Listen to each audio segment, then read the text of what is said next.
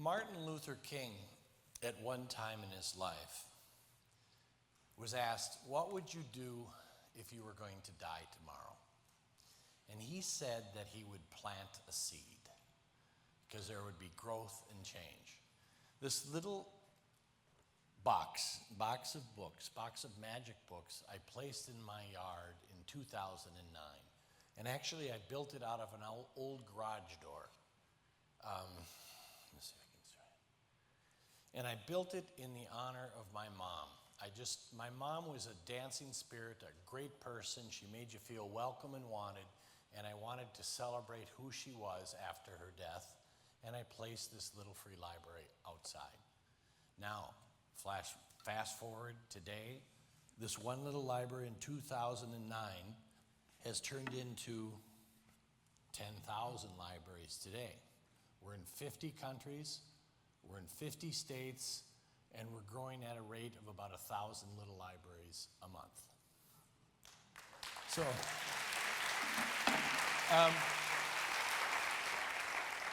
So I started it out with my mom, and we've had many accolades, but this one just makes me giggle. In Reader's Digest 2013, we were listed as one of the 50 surprising reasons we love America. Now, this is great.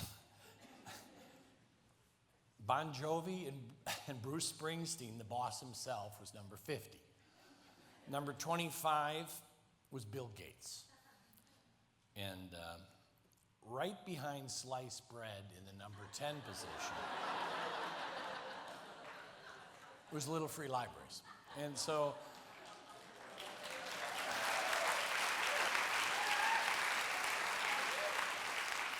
if any of you know Mr. Gates, I'd really appreciate it if you'd connect him with me. I want to sell my position. We could use the money. All right, what I'd like to talk to you about is how we got from here to here and what happened.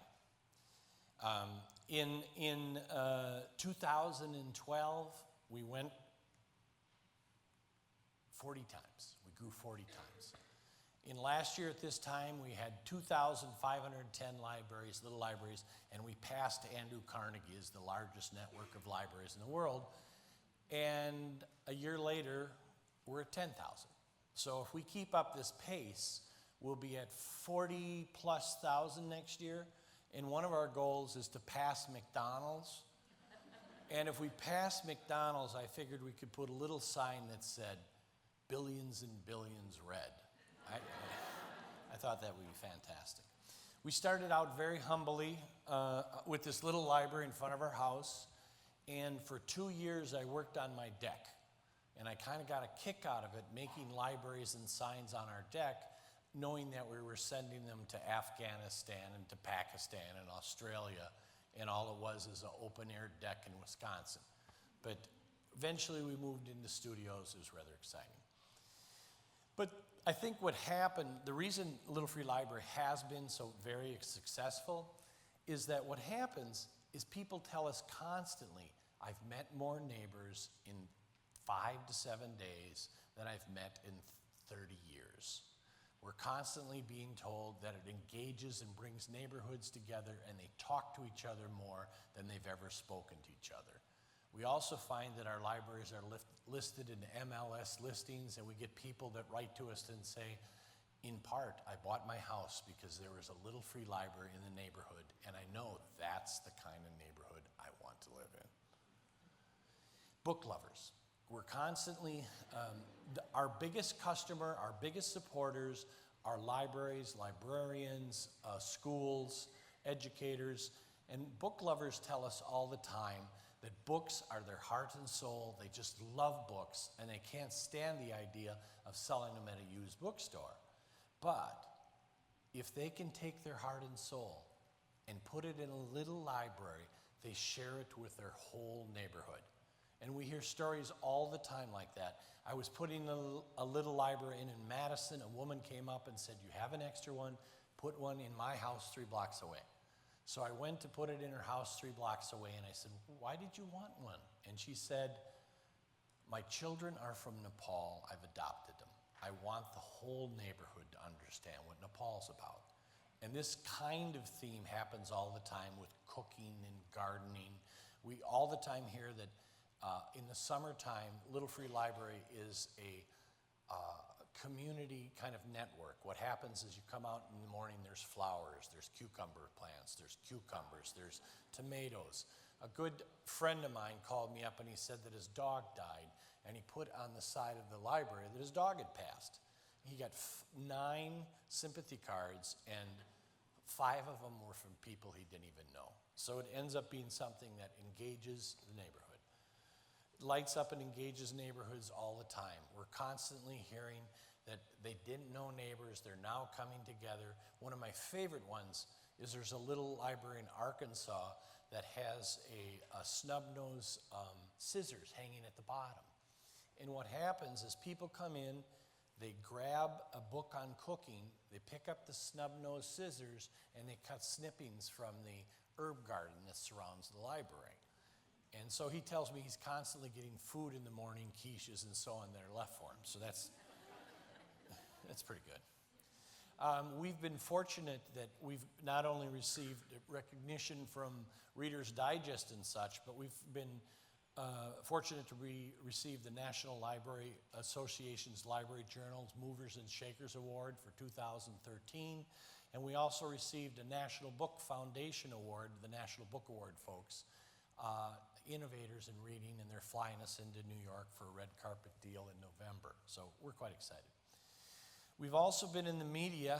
We're in the media 3 to 8 times every day. We've been in the media over 2,500 times.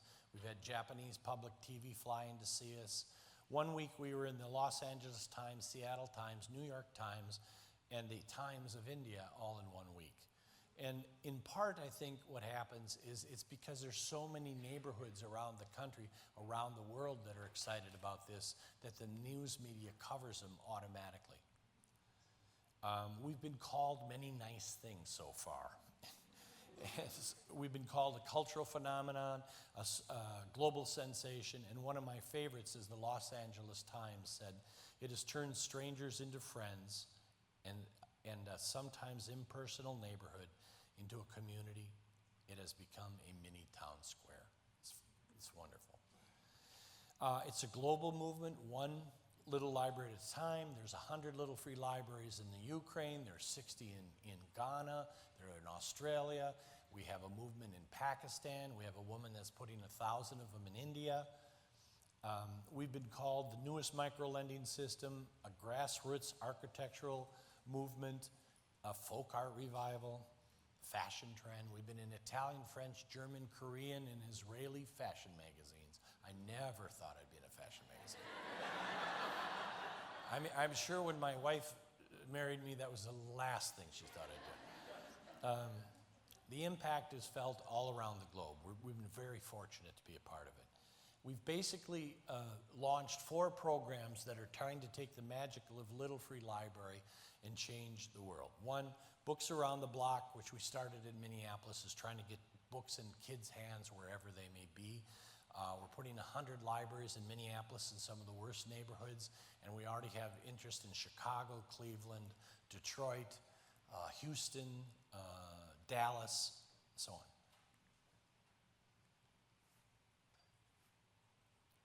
Okay.